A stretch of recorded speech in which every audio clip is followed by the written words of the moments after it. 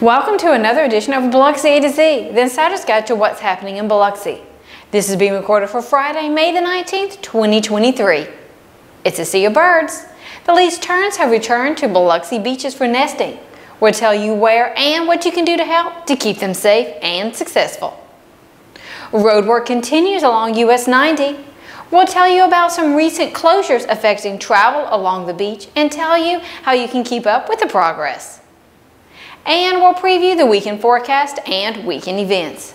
But first we begin with a look at the latest City Council meeting. During the Tuesday afternoon City Council meeting, City Council members had their first look at proposed ordinance changes for special events, parades, mobile food vending, recreational vehicle park, and storage of recreational equipment or mobile homes. Since it was the first reading of the items on the agenda, the council members did not discuss the items in detail but tabled each and scheduled a workshop for Tuesday, May 30th at 1:30 p.m. at Biloxi City Hall. The workshop will be open to the public and will be streamed live. To keep up with the council meetings, visit online at biloxi.ms.us and then click here. The least terns have returned to Biloxi beaches, and experts say they have arrived earlier than usual.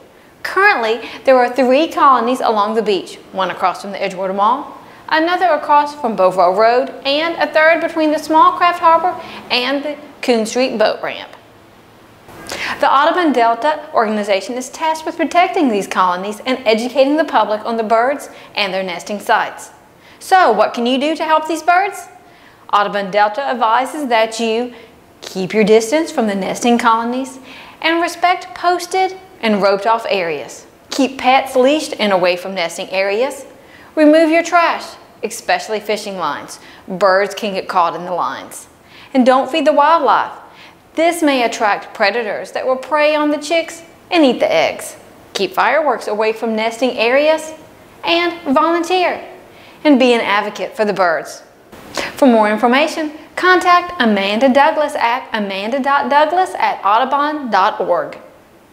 And infrastructure work continues to take place in Biloxi along US 90, with some work continuing to impact intersections such as Holly Street at US 90 and Brady Drive at US 90. Visit the city's website and click the traffic tab for road closures, and visit the Restore page online for the latest video report and maps on the infrastructure work.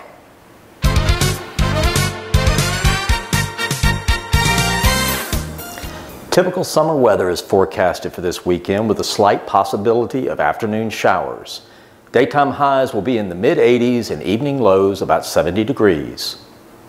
It's been decades since award-winning country music artists Brooks and Dunn visited Biloxi, but tonight they'll be performing the last rodeo tour at the Mississippi Coast Coliseum. The Loaves and Fishes Pickleball Tournament begins Saturday morning at 8 a.m. at the Pops Ferry Pickleball Courts located at 2150 Pops Ferry Road. Gornflow's Cobia Fishing Tournament has sports anglers converging on the Mississippi Gulf Coast all weekend. This tournament provides anglers an excellent payout in addition to a great fishing experience. For information, call 228-432-7387. And don't forget, the Biloxi Little Theater is featuring a comedy about a tragedy.